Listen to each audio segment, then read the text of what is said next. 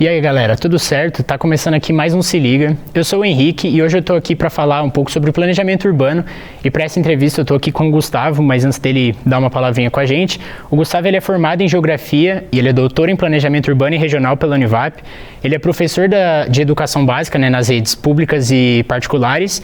Além disso, ele também participa de ações políticas voltadas para a política urbana em Jacareí. Ele escreve o Semanário da Cidade sobre a política de planejamento urbano e também ele é pesquisador colaborador do Laboratório de Estudo das Cidades aqui pela Univap. Então, o Gustavo pode dar uma palavrinha com a gente agora.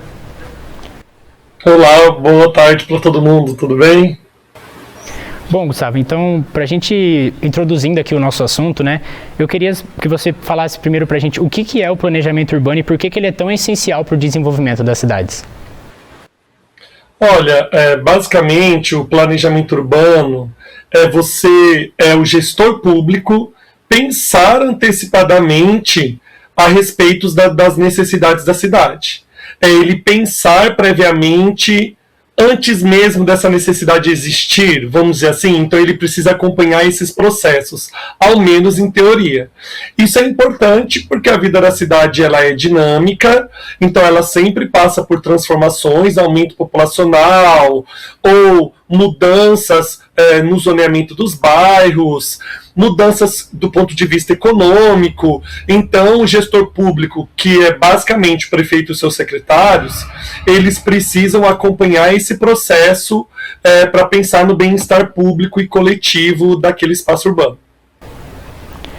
Certo, então, Gustavo, seguindo um pouco nessa ideia que você falou dos gestores públicos, como que o planejamento urbano ele se insere dentro da política municipal e qual que é o papel em si dos gestores públicos para aplicar essas estratégias? Olha, eu costumo falar que a política municipal ela é a vida doméstica do país. Então, a função do prefeito e dos seus secretários é cuidar mesmo, desde coisas básicas, a varrição da cidade, a pintura dos equipamentos públicos, até mesmo a execução de obras de galerias pluviais.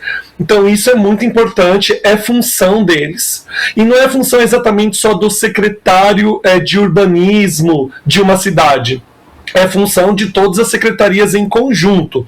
Embora eles particionam as necessidades que eles devem cuidar, tem o secretário do meio ambiente, tem o secretário de administração e finanças, mas todos eles precisam pensar no melhor funcionamento para aquela cidade.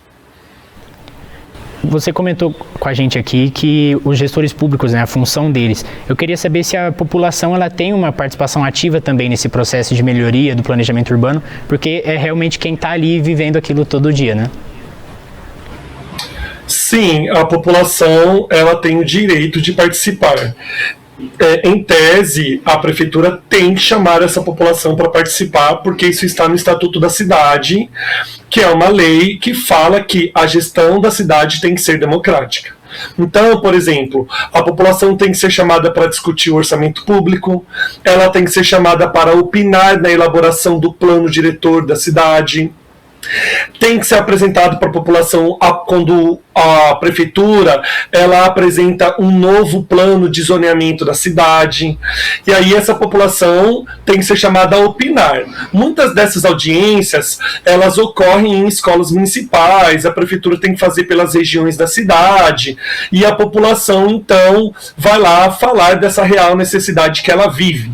Não é só o técnico que estuda, que tem conhecimento teórico, que vai ser capaz de falar o que aquele indivíduo que acorda às 5 horas da manhã para trabalhar, que enfrenta congestionamento, que falta varrição na sua rua, que sente necessidade de uma praça no seu bairro.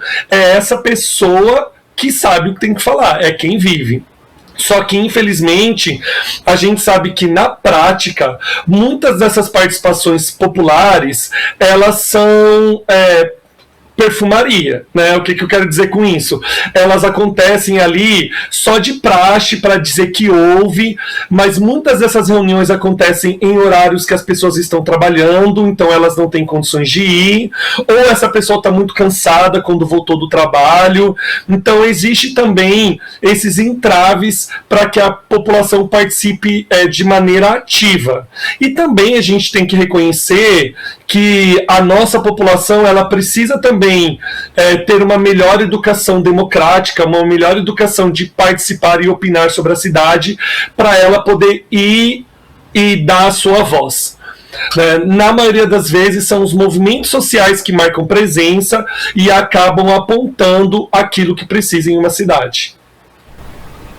Então, seguindo também um pouco nessa linha, né, Gustavo, levando agora para a parte da população, de que forma que o planejamento urbano ele pode contribuir para as desigualdades sociais que a gente tem tão visível e presente nas cidades? Olha, pode-se apontar muitos itens, mas eu acredito que o que mais pega ainda nas nossas cidades é a especulação imobiliária. Então, um planejamento urbano que deveria pensar nas necessidades coletivas, ele deveria combater a elevação dos preços dos terrenos na cidade. Por que eu falo isso? Porque isso impede o acesso à casa, isso impede o acesso à moradia. Né? Uma população que tem uma média salarial de R$3.000, morar próximo ao centro ou morar próximos a bairros com melhor infraestrutura é muito mais difícil porque o preço do imóvel é muito caro. Então a prefeitura deveria combater isso, mas não é o que acontece na prática na maioria dos municípios brasileiros, especialmente na região sudeste, na região mais habitada, com maior concentração populacional do nosso país. Bom, então para a gente encerrar essa parte tratando um pouco mais das cidades em si, né, e depois passar um pouco aqui para a nossa região, você comentou, né, que tem as regiões, e, enfim, tem a especulação imobiliária, as pessoas às vezes optam por morar em áreas mais afastadas. Qual que é a importância do plano diretor nessa atuação, para ele gerenciar esse crescimento mais organizado? Exatamente, né? O plano diretor, ele parte de uma premissa. Que cidade temos? Então a gente realiza um diagnóstico da realidade desse espaço urbano. E que cidade nós queremos? Então, ele vai apresentar planos para 5, 10 anos, por exemplo, daquilo que a gente tem que realizar na cidade. A melhor forma desse plano diretor acontecer para melhorar a vida das pessoas, em primeiro lugar é acontecer, né? Em primeiro lugar é aquilo que está naquele documento que foi aprovado na Câmara Municipal, a Prefeitura colocá-lo em prática. E por isso tem que estar nele, por exemplo,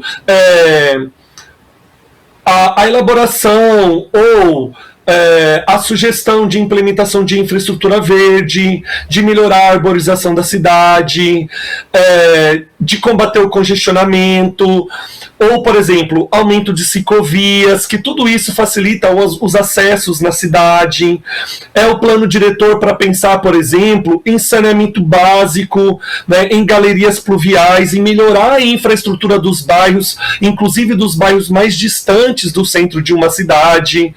Ele realmente trazer melhores condições materiais para a vida das pessoas. E melhores condições materiais no sentido da política municipal é justamente isso, e é o que eu tenho insistido.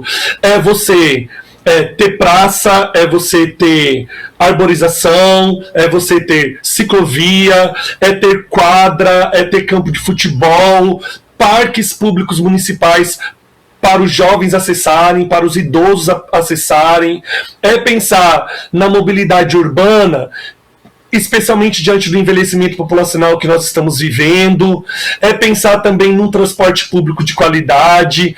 Tudo isso tem muitos estudos e exemplos em outras cidades, é possível acontecer, mas ainda são temas que geram muitos conflitos devido aos diversos interesses que tem dentro de uma cidade, né? Especialmente entre mercado e Estado, ou entre as necessidades do mercado e a necessidade da população, né? Pensando num exemplo prático, todo mundo pensa em geração de emprego na área da construção civil quando eles vão aumentar o número de prédios em uma cidade. A prefeitura vai autorizar a verticalização de uma cidade. Legal, mas algumas coisas têm que ser consideradas. Por exemplo, esses empregos são permanentes? Na maioria das vezes eles não são. Segundo, o aumento, a verticalização no espaço urbano está prevendo, por exemplo, distribuição de água, rede de esgoto, congestionamento, serviços públicos que, na verdade, toda a população paga com o seu imposto. Então, precisa pensar nisso para melhorar a qualidade de vida das pessoas. Porque se uma cidade se verticalizar e não pensar no coletivo, nós vamos ter muitos problemas, desde congestionamento, a enchente, a falta de distribuição ou de serviço de esgoto, né, e por aí vai, né? É um efeito dominó. Você comentou até agora sobre as enchentes, né? Recentemente, nessas épocas de chuva, a gente viu muitos casos disso aqui no Vale do Paraíba, né? Na última semana mesmo, a gente teve o alagamento da Avenida São João, em São José dos Campos. No começo do ano mesmo, que estavam tendo vários desabamentos e tudo mais, teve também vários alagamentos e enchentes próximos no Parque da Cidade, em Jacareí, né? Eu queria saber de você, assim, qual que é o impacto do planejamento urbano nesse combate, né, e principalmente do plano diretor também, porque todo ano a gente vê isso se repetindo e muitas vezes a gente enxerga pouca melhoria e mais piora, mais o número de casos de enchente, mais casos e só o agravamento disso. Eu queria saber, tem tido alguma solução? Olha, eu costumo falar que essa questão das enchentes, ela é uma responsabilidade muito grande do poder público. Então, por exemplo, as obras de engenharia para combater enchente são obras importantes, mas já ficou provado que elas não são suficientes. Então, hoje, para uma prefeitura interessada, né, para um gestor, para um prefeito eleito, para secretários designados que são interessados no serviço público, eles precisam pensar em um planejamento urbano, e muitos planos diretores já prevêem isso, ao adotarem aquelas infraestruturas verdes. Então, por exemplo, aquele projeto Cidades Esponja, que aumenta a área de permeabilização da cidade, áreas para alagarem e depois penetrarem no solo, aqueles jardins de chuva, ou aquele projeto que já teve na cidade de São Paulo chamado Florestas de Bolso. Então são exemplos que você aumenta dentro da cidade as áreas de infiltração. Então isso é muito importante a se pensar nessa atualidade, tá? E aí a gente vê assim o velho discurso da política, que quando chove dá enchente, o que eles falam? Choveu mais milímetros do que esperávamos, e agora a desculpa com as mudanças climáticas está chovendo muito mais ainda do que se esperava. Mas a verdade é que, sabendo disso, tem que se planejar, e planejamento é pensamento antecipado. Então, uma discussão que eu tenho insistido o poder público, ele precisa se responsabilizar pelos danos causados nas enchentes. E a partir do momento que ele se responsabilizar pelos danos causados nas enchentes, eu acredito que eles vão começar a elaborar planos melhores. Porque você pensa, um cara constrói uma casa, ele rala a vida inteira dele para ter uma casa, e aí a casa dele ele perde com a chuva? Como assim? Ajudas sociais, ONG, beleza, ajuda o cara a se recuperar, mas ele teve um prejuízo material. Então o poder público deveria se preocupar com isso. São José dos Campos é um caso bem interessante, porque assim, há anos São José dos Campos sofre com esses alagamentos, especialmente na região ali do fundo do vale. E eu sou da geração da minha adolescência que teve um prefeito em São José dos Campos que realizou muitas obras de engenharia para tentar conter enchentes. Que é a época do Emanuel, que todo joseense deve saber quem foi ele. Só que isso se provou não ser suficiente. Então, no lado desse discurso de cidade moderna e com altas intervenções de engenharia, precisa adotar um discurso real de uma cidade que se preocupa com áreas de infiltração. E desde 2024 foi aprovada uma lei que obriga os gestores públicos municipais a elaborarem um plano de combate às mudanças climáticas. E dentro desse plano tem o combate às enchentes. Então agora é necessário a sociedade civil realizar pressão sobre o poder público para ver isso acontecendo em prática. Não dá mais para a gente só aceitar o discurso do dano e de recuperar o dano. A gente precisa do discurso que prevê. Né? Janeiro chove muito, então o que a gente vai pensar para janeiro do ano que vem? Isso é prever. Né? Março chove muito, o que pensaremos para março do ano que vem? A gente já tem mapeado onde alaga, então está na hora de botar isso em prática.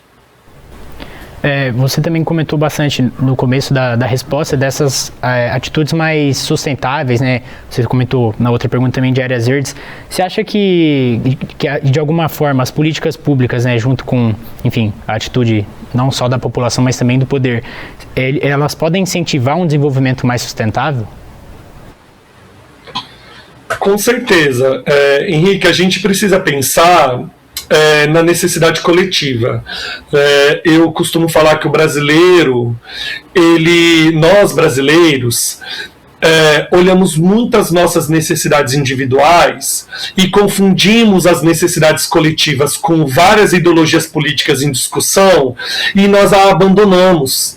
Só que vivemos em sociedade. Então eu preciso pensar no bem-estar coletivo. Então, por exemplo, um vereador eleito, ele não é um vereador só do meu bairro e da minha região, ele é um vereador da cidade. Então, eu tenho que exigir com que esse vereador ele pense em ações que favoreçam a vida de toda a cidade.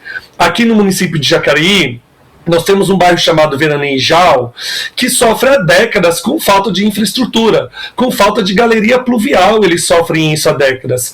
Passou várias prefeituras, várias gestões municipais e não realizou isso. Então nós, enquanto cidadãos, devemos cobrar do poder público com que se cumpra a necessidade de um bem coletivo.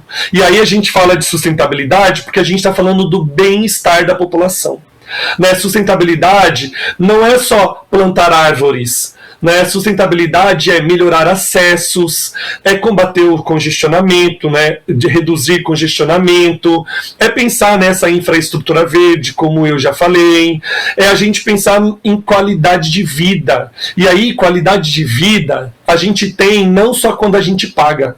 Qualidade de vida a gente tem quando há um acesso público. Então, praças, parques, eventos culturais, tudo isso se soma ao que temos que chamar de sustentabilidade. As infraestruturas num bairro, sustentabilidade todo bairro tem infraestrutura. Então, um bairro não pode sofrer com ausência de coleta de lixo, ou ter uma coleta de lixo uma vez por semana. Um bairro não pode sofrer com a falta de varrição. Nós pagamos impostos, essas ruas têm que ser varridas, esses meio-fios têm que ser pintados. Nós precisamos pensar no cuidado até da aparência de uma cidade, porque isso cria bem-estar coletivo. E tudo isso se soma ao que é sustentável. Não somente essa questão de redução do aquecimento global, como nós falamos. A gente torna todas as discussões muito macro e a gente não foca no cotidiano das pessoas que pegam todos esses itens que uma cidade deveria ter. Bom, então te agradecer, Gustavo, por participar aqui com a gente. Não sei se você ainda quer deixar mais alguma mensagem. Sei que você tem um Instagram profissional, se quiser deixar o arroba aí pra galera acompanhar. Assim, eu escrevo para o Semanário de Jacareí sobre a política da cidade aqui, cidade que eu resido, e eu tenho um Instagram, o @Gustavo Montoya, que eu tenho publicado, desde os artigos do próprio semanário, até mesmo vídeos sobre a política municipal especialmente. Por que eu tenho feito isso? Porque nós estamos fazendo um movimento político aqui em Jacareí para terem mais lideranças que se preocupem com a cidade. E aí a minha intenção é trazer um discurso mais qualificado, né? Entender o que é a política, o que é o planejamento urbano, quem estudou isso, né? Para a gente não ficar somente nesses discursos muito abertos, muito vagos, muito emotivos, e aí a gente não pensa de maneira pragmática. Então essa tem sido a minha intenção, então eu convido todo mundo para poder acessar. E eu agradeço essa oportunidade. Muito obrigado. Bom, então novamente agradecer. Então, esse foi mais um Se Liga, espero que todos vocês aí tenham gostado. Não se esqueça de se inscrever aqui no canal da TV Univap, acompanhar as nossas redes sociais, TV Univap aqui no YouTube, @TV Univap no Instagram também. E agradeço então, esse foi mais um Se Liga. Tchau, tchau, galera.